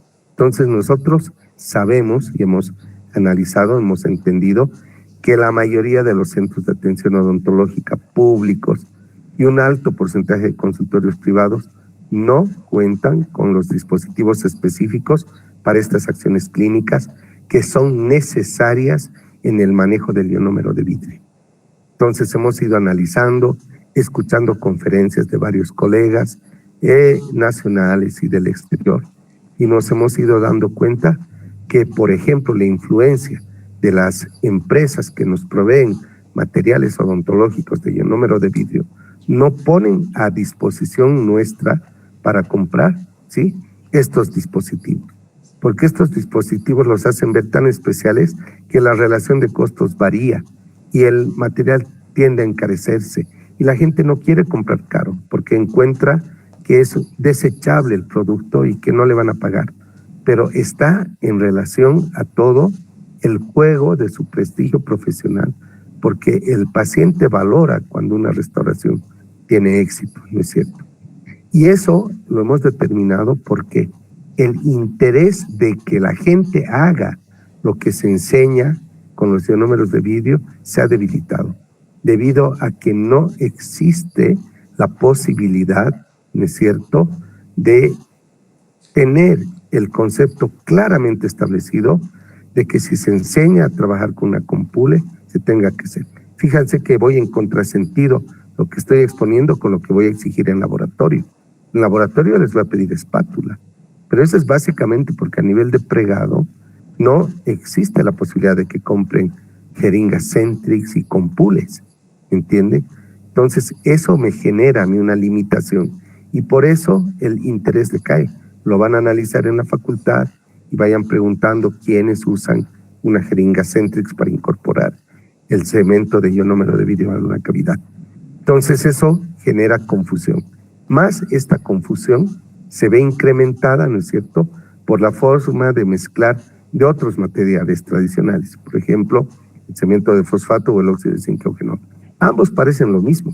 Ambos giran sobre una loseta de vidrio o un bloque de papel, ¿no es cierto? Pero en estos dos cementos, el fosfato y el óxido de zinc eugenol, los protocolos de mezcla de proporcionalidad no son tan influyentes como en el del ionómero de vidrio. En el ionómero de vidrio es realmente influente. Entonces, los odontólogos clínicos, ¿sí?, empezamos a asumir que el material, por ser tan noble, puede permitir adaptaciones del protocolo, ¿no es cierto?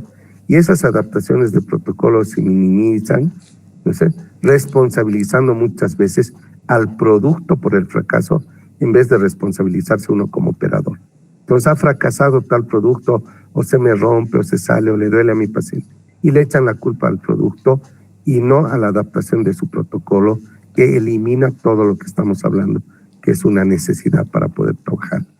Entonces, obviamente hay varios elementos que hay que incorporar al conocimiento para que este sea holístico, para que este sea integral, ¿no es cierto? Y al momento que ustedes ya lleguen a ver casos clínicos, estos casos clínicos estén realmente basados en los requerimientos que ustedes como profesionales tengan.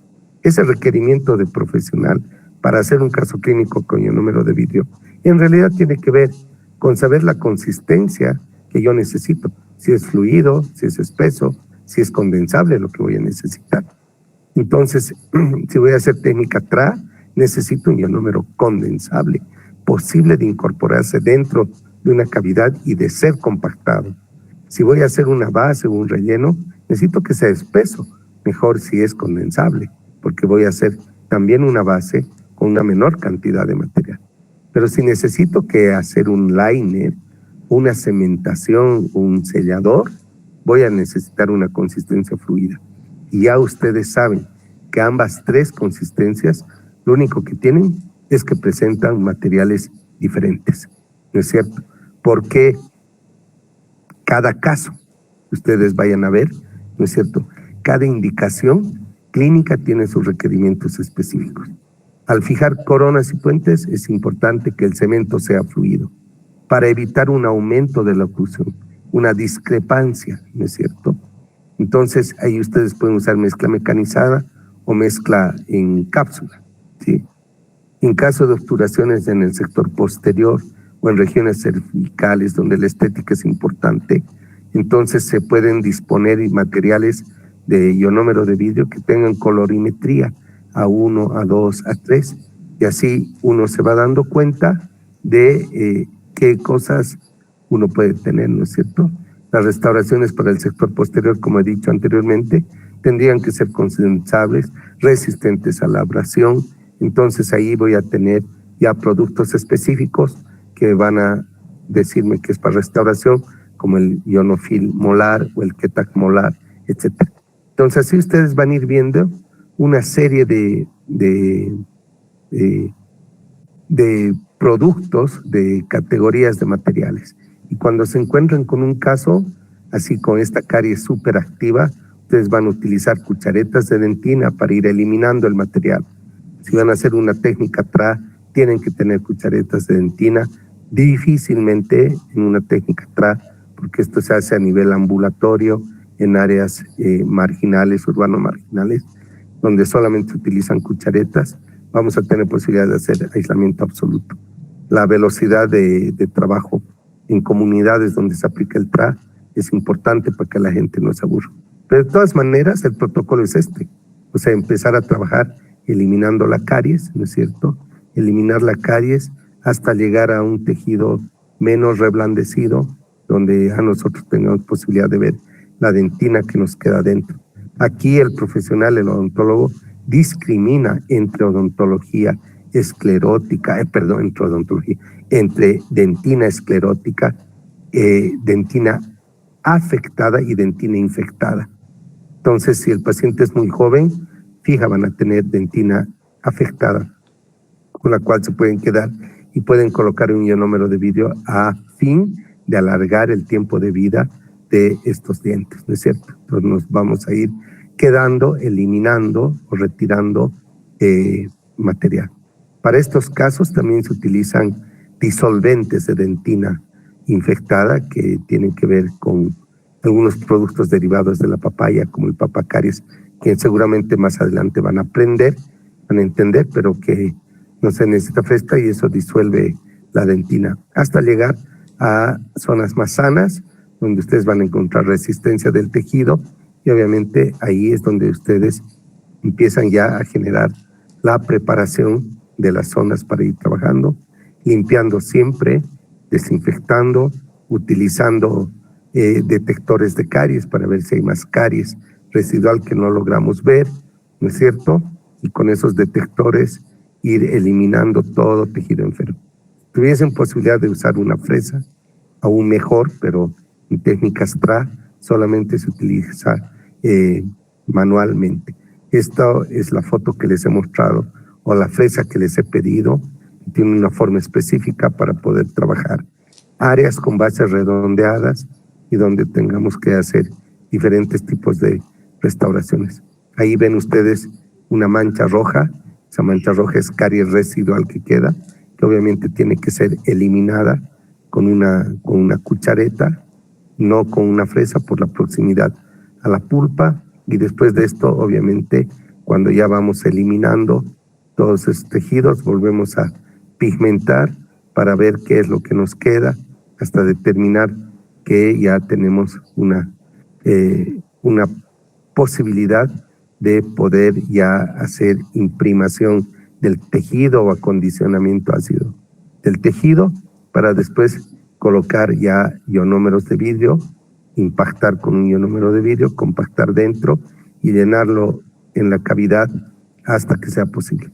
En algunos casos se hace restauración completa de ionómero de vidrio, ¿no es cierto?, colocando ácidos por encima para activar al ionómero en su superficie, colocar sistemas adhesivos, y esos sistemas adhesivos después obviamente fotopolimerizarlos, y cuando los fotopolimericen, entonces ya tener la posibilidad de hacer restauración ahí en esa cavidad hasta lograr reconstruir, ¿no es cierto?, todo.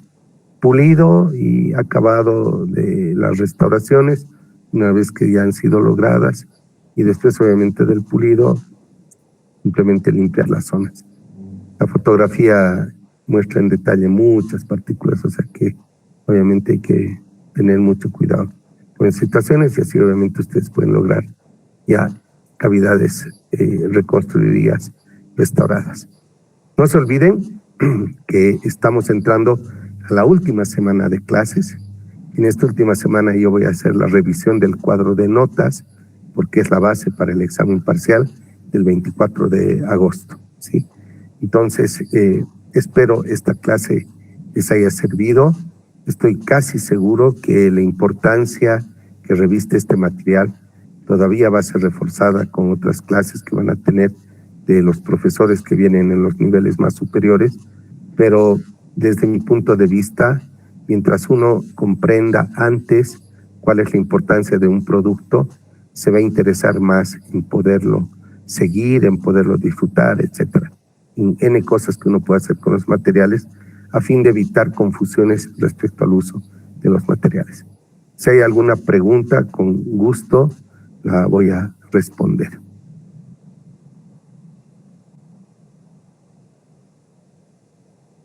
¿Una consulta o pregunta que tengan?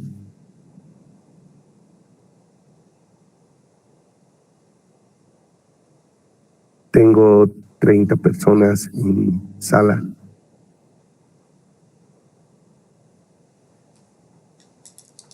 Y no hay ninguna pregunta, ¿eh? Bueno, les agradezco por su asistencia. Me hubiera gustado que más gente haya entrado, pero lamentablemente no lo hacen, seguramente por tiempo o por falta de ganas. Pero los del grupo viernes ya vamos a trabajar con ustedes directamente ionómero de vidrio esta semana, y con el grupo de los grupos del día lunes. El próximo lunes vamos a hacer reemplazando la práctica. Después vienen solamente una sesión, creo, más sobre de reforzamiento o de recuperación de algunos que han faltado, y de ahí obviamente viene el examen parcial. Así que gracias por escuchar.